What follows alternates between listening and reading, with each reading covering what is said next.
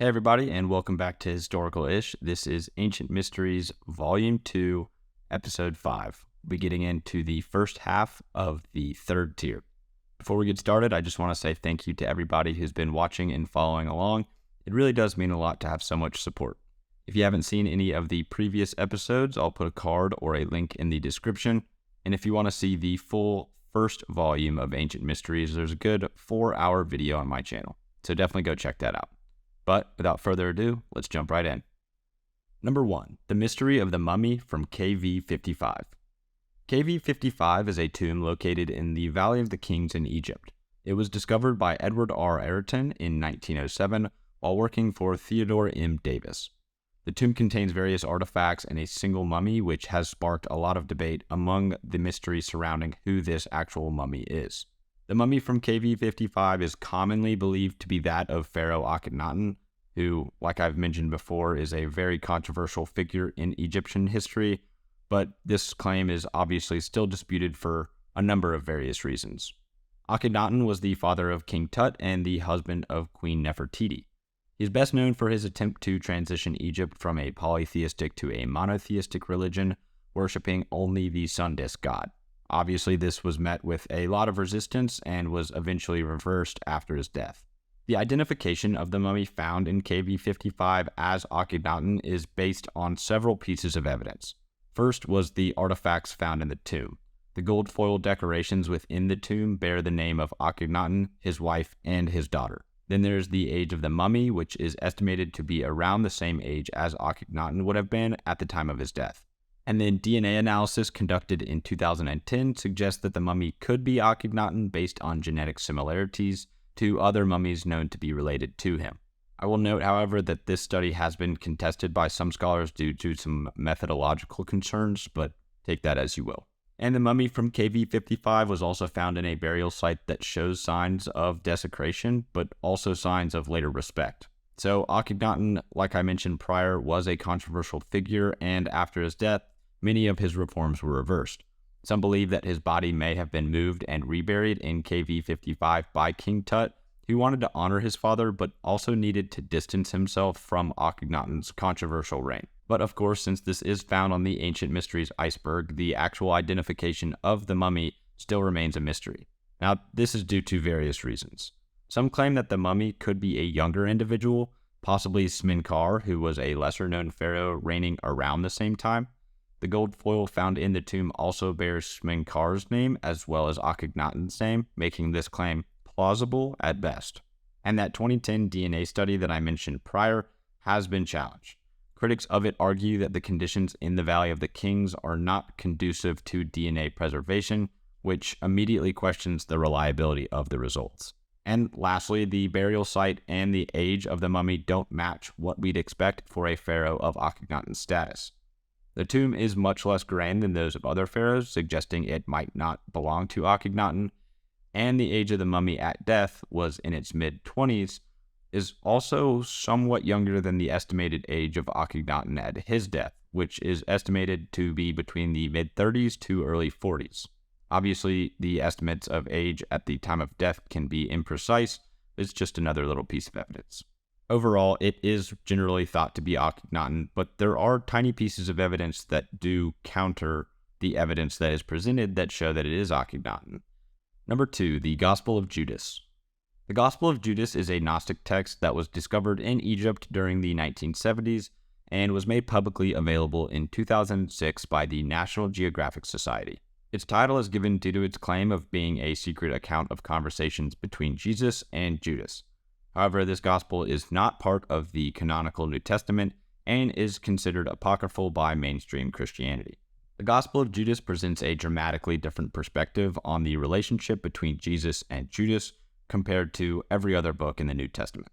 It portrays Judas as not a betrayer, but as Jesus' closest confidant who is asked by Jesus to betray him to the authorities. This was done, according to the Gospel of Judas, to liberate the spiritual self from the physical body. Furthermore, it includes esoteric discussions about the nature of God, the cosmos, and humanity, which are all typical of Gnostic texts. One of the main mysteries surrounding the Gospel of Judas is its authorship. It is believed to have been written by a group of Gnostic Christians in the 2nd or 3rd century, but the identity of the authors is unknown. Also, the Gospel's different portrayal of Judas and its presentation of non-Orthodox Christian beliefs has led to a significant amount of speculation and debate about the nature of the early Christian communities and their beliefs in comparison to the general Christian beliefs that are seen today. The authenticity of the Gospel of Judas has also been a subject of debate.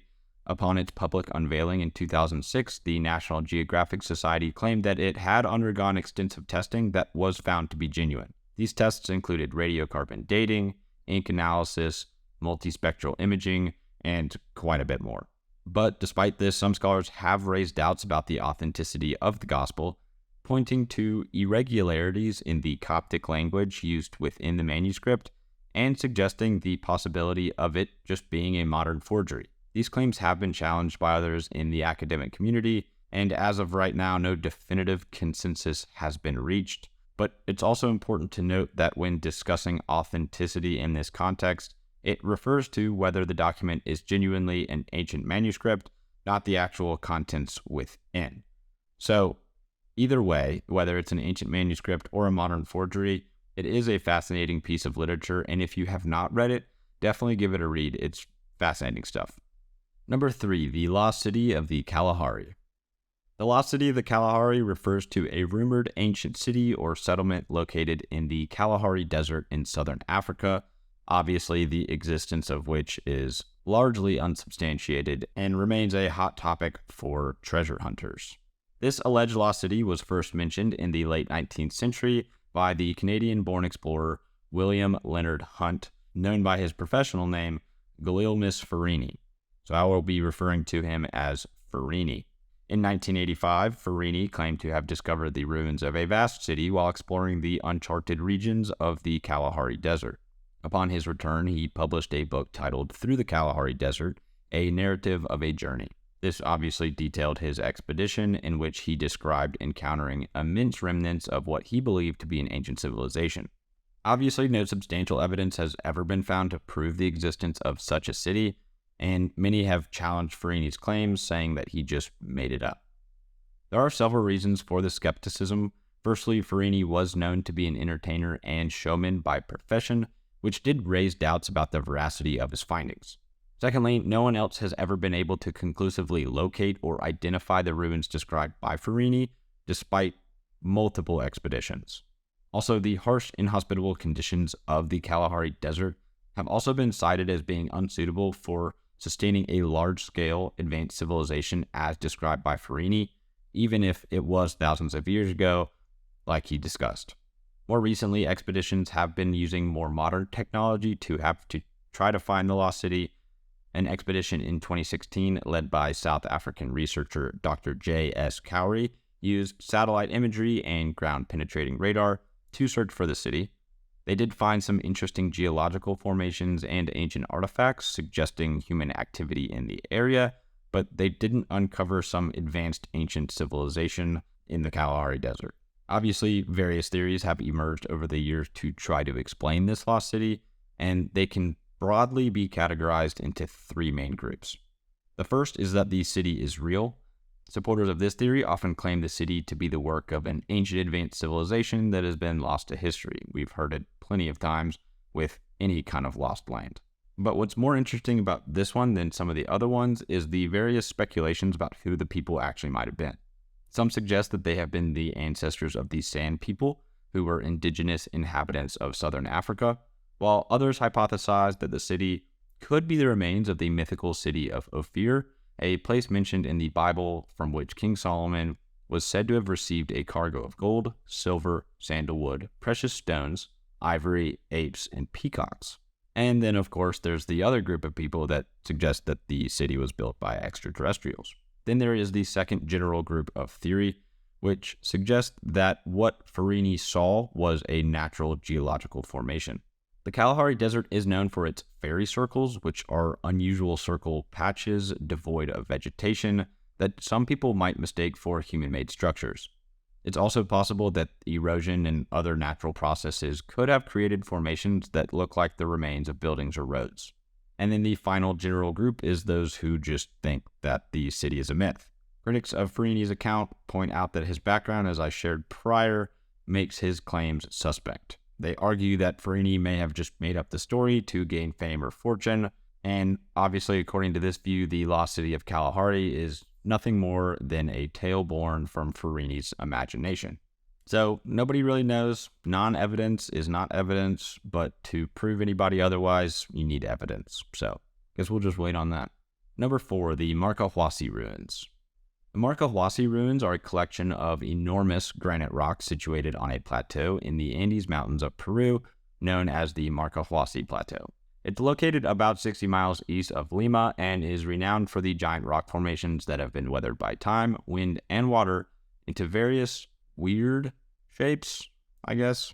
Marcahuasi was largely unknown until it was discovered in the 20th century by Daniel Russo, a Peruvian explorer. Russo visited the site multiple times between the 1950s and 1960s, and he was just generally fascinated by the many unusual rock formations found within the plateau, some of which appear to resemble human faces, animals, and other weird forms. Russo himself proposed that these formations were not solely the product of natural erosion, but were sculpted by a highly advanced ancient civilization that he referred to as the Masma culture. He suggested that this civilization existed before any currently known civilization and was responsible for these formations, which he believed were intentionally designed and sculpted, as well as influenced by erosion. There are 5 major theories about the Marcahuasi ruins. Some are a lot more credible than the others, but the first one is the ancient civilization theory, as I stated earlier. He believes that the civilization had worldwide influence and was wiped out by a catastrophic flood, a concept that you see in many other ancient lost civilizations, like Atlantis. Then there is the natural erosion theory, which most scientists and geologists believe. They think that the figures at Marcahuasi are the result of natural erosion. According to them, the rock formations were shaped over thousands of years by wind, water, and other natural elements, leading to the creation of forms that can be interpreted as various figures due to pareidolia. This is just a psychological phenomenon where the mind perceives a familiar pattern where none actually exists. Then there is the sacred site theory, which suggests that the Marcahuasi was a sacred site for ancient Andean cultures. There is speculation that it may have been a place for ritual or ceremonial practices, given its remote location and the seeming significance of the rock formations. And the last 2 are obviously my very, very favorite. There is the extraterrestrial theory. Like many ancient sites around the world, people believe that the extraterrestrial involvement helped create such fantastic sculptures and creations. Proponents of this theory believe that the intricate formations are beyond human capability and must be the work of aliens. And there's the energy vortex theory, which claimed that the Marcahuasi site is a site of powerful energy vortexes and is a marker on the ley line maps. And this one's really convenient because it's a metaphysical concept rather than a scientific one, so they can't be proven wrong in their minds, but I mean, whatever floats your boat. Number 5, vitrified forts.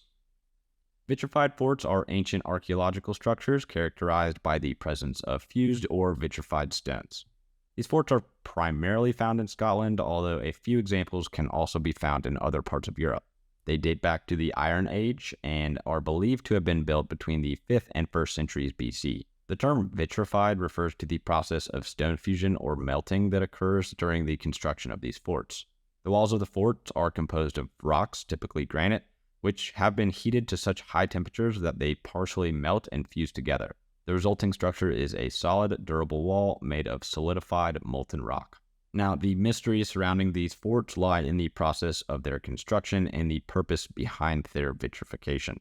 The exact techniques used to create these structures remain a very large debate, and several theories have been proposed to explain the vitrification process itself, but none have been proven.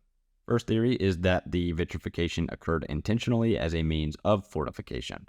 According to this view, the builders of these forts heated the stones to make them more resistant to attacks and sieges. The intense heat would have caused these stones to fuse together, creating an impenetrable wall. However, it is unclear how the ancient people achieved such high temperatures and whether the vitrification was a deliberate technique or an accidental result of fire or other processes. Another theory proposes that the vitrification was a consequence of the forts being destroyed by intense fires. According to this perspective, the forts were attacked or abandoned, and subsequently they were set on fire, causing the stones to melt and then fuse together. This theory suggests that the vitrification was unintentional or a byproduct of warfare. Obviously, it would be a lot more impressive if they did it intentionally, but I think it's more plausible that it was accidental, since they loved setting things on fire during warfare. Number 6, the Dighton Rock. The Dighton Rock is a 40-ton boulder originally located in the Taunton River in Berkeley, Massachusetts. It is particularly famous for the various inscriptions etched onto its surface. The petroglyphs on the rock have been studied significantly since they were first noticed in 1680. The first mention of Dighton Rock comes from a report to the Royal Society of London in 1680 by John Danforth, a colonial magistrate. He drew sketches of the inscriptions, which was the beginning of centuries of speculation and study. Since then, the rock and its carvings have been documented in over 1,000 reports and publications. The engravings on the rock are fairly abstract, with a complex mix of lines, shapes, and figures. These inscriptions have been interpreted and then reinterpreted many times over the centuries, and nobody really knows what they mean. Theories about the creators of the carvings included Native Americans, Phoenicians, Vikings, Portuguese, and even Chinese. Now, to go back to some of the theories, I'll just go into each of the ones I just mentioned. So the first one is the Native American origin. A lot of people suggest that the markings are the work of local Native American tribes. This theory holds that the markings might be a symbolic or spiritual in nature, but their obviously exact meaning still is a mystery. Another theory suggests that the inscriptions are the work of Norse explorers who arrived in North America long before Columbus. This theory relies on the resemblance of some of the markings and their resemblance to runic inscriptions. One of the most famous theories was proposed by Manuel Luciano da Silva, a Portuguese physician. He claimed that the inscriptions were made by Portuguese explorer Miguel Corta Real in 1511, predating the generally accepted date of the European arrival in New England. He interpreted the markings as Latin, stating they read, I, Miguel Corta Real, in 1511, in this place, by the will of God, I became a chief of the Indians. And then some have suggested that the inscriptions were made by ancient Phoenicians. They were obviously known for their seafaring skills, but this theory lacks any substantial evidence and definitely not accepted, but still pretty fascinating. Number 7, Alaric's Lost Treasure. Alaric's Lost Treasure is a legendary hoard of plunder purportedly amassed by Alaric, the Visigothic king who sacked Rome in 410 AD. Now, the Visigoths were one of the barbarian groups that played a significant role in the fall of the Roman Empire, and the plunder reportedly included a massive amount of gold, silver, and various precious artifacts taken from the city. The most popular theory is that the treasure was buried with Alaric upon his death in 410 AD, shortly after the sack of Rome. This theory is supported by some accounts during that same time period, and state that Alaric was buried in the riverbed of the Bucenta River in Cosenza, Italy. The river was reportedly diverted so that a tomb could be dug in the riverbed, and then after the burial, the river was restored to its original course, and the workers who built the tomb were killed to keep the location a secret. Another theory suggests that Alaric's treasure might not have been buried with him, but instead hidden somewhere else. This is based on the belief that Alaric, being a strategic leader, would not have risked placing all of his plunder in one location, let alone his tomb, which could be the target for grave robbers. And then some suggest that part of the treasure ended up in Ravenna, the city that became the capital of the Western Roman Empire after Rome. The theory argues that some of the Visigoths, who were originally part of Alaric's army, later joined forces with the Romans, and when they did, they might have taken a portion of the treasure to Ravenna. And then there is the Jerusalem theory, which links Alaric's treasure to the treasures of the Temple of Jerusalem, which were reportedly brought to Rome by Emperor Titus in the 1st century AD after the siege of Jerusalem. It's been proposed that these treasures were among the spoils taken by Alaric, and if true, this would mean that Alaric's treasure could contain the legendary menorah and other sacred artifacts from the Second Temple of Jerusalem. Number 8, the Lady of the Spiked Throne. The Lady of the Spiked Throne refers to an artifact discovered in the Harappan site of Mohenjo-Daro, Pakistan. This object dates back to the ancient Indus Valley civilization. It's a small terracotta figurine depicting a woman in a seated position with her hands resting on her knees. The figurine is often associated with a small clay-modeled throne covered in spikes or pointed projections, hence the term Lady of the Spiked Throne. Other than that, we don't really know much more about it because we don't really know the symbolism and the purpose of it. So, just to dive into a few, the prominent posture and the unusual spiked throne may signify that this figure was an important deity or a royal personage in the Indus Valley civilization. She also could have been a shaman or a priestess, as the spiked throne could be a representation of a seat used in religious rituals. The spikes on the throne have also been interpreted as a symbolic representation of the earth and mountains, indicating a possible connection with the earth goddess worship, so that could be an interesting tie there. And then some just think that it was just a decorative figurine with no significant meaning and just a common household object or even a toy. However, if this were the case, I think we would have found more, so I think that the unique design itself suggests it could have more significance. Number 9, Krishna's Butterball.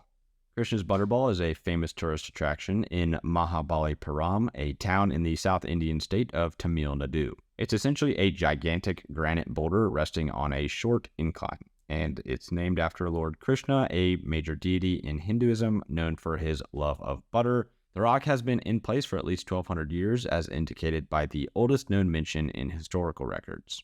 The Pallava king, Narasimhavarman, who ruled from 630 to 668 AD, built many of the monuments in Mahabalipuram and is known to have left his boulder untouched, thereby providing a historical context for the rock.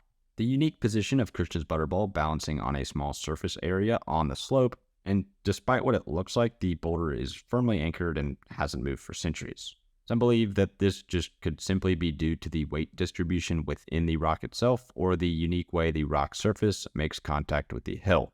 Some local folklore and theories even attribute the rock's position to divine intervention or extraterrestrial influence, although these aren't backed by any scientific evidence. But from a more geological perspective, Krishna's Butterball is an example of a glacial erratic, which is a piece of rock that differs from the size and type of rock native to the area in which it rests, often moved by glacial force. However, it is worth noting that there's no evidence of glaciers in this region of India, adding another layer of mystery to the rock's origin and current position. And number 10, Mehrgarh Wheel Amulet. If I pronounced this wrong, let me know. Mehrgarh is one of the most important Neolithic sites located near the Bolan Pass, to the west of the Indus River Valley and between present-day Pakistan and Afghanistan. The earliest settlement at Mehrgarh, in the northeast corner of the 495-acre site, was a small farming village dated between 7000 BC and 5500 BC. The residents of Mehrgarh were among the first people to develop and use small-scale farming and herding in South Asia. They also developed new techniques in pottery and in the crafting of stone and metal tools, and they were among the first to develop the now ubiquitous South Asian tradition of bread and bangle making. So the actual wheel amulet itself is thought to be the oldest known example of the lost wax technique, a major innovation in the history of metallurgy. Lost wax casting has indeed played an integral role in human technological development. Its versatility allowed for the production of both functional and symbolic objects, and it greatly expanded the possibilities for artistic and technical expression in metal itself. The wheel or circular amulet with its six-spoke design represents one of the earliest known instances of an ancient Indus sign, but since it is this nature, the symbol's precise meaning may be impossible to ever find out just due to the time that has elapsed since it was created and the scarcity of the written records from that period. So it's just another mysterious artifact. Well, that wraps up today's episode. Thank you so much for watching. I apologize for it taking so long to get this episode out. As some of you know, I've been moving and recently got a puppy, so it's just been kind of hectic around here, especially trying to record while not having a puppy whine or bark in the background. So thank you so much to my patrons who have been supporting me: Jag, Beanfart, Dates and Dead Guys, and Aliens Built Everything. Really do appreciate you guys. It's been a lot of fun getting to know y'all and growing with y'all. If you're interested in joining the Discord server, I'll leave a link down in the description below. Come chat, come hang out. We'd love to have you. But at the very least, thank you so much for watching, and we'll see you in the next episode.